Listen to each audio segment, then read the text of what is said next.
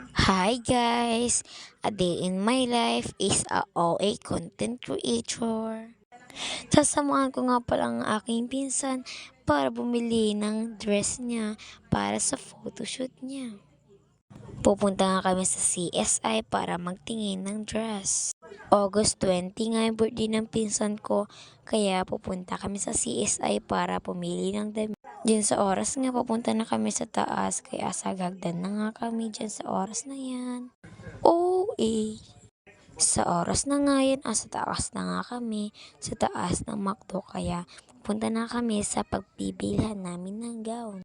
Gown, cherry. Ano siya, ikakasal? Bakit gown? Eme.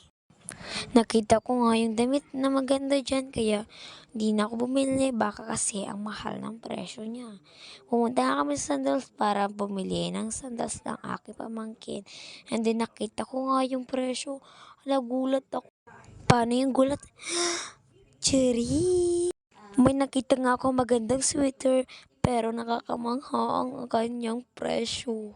1,399 nga yung presyo niyan, kaya nakakamangha. Andyan nga kami sa makeup para magtingin ng makeup ko.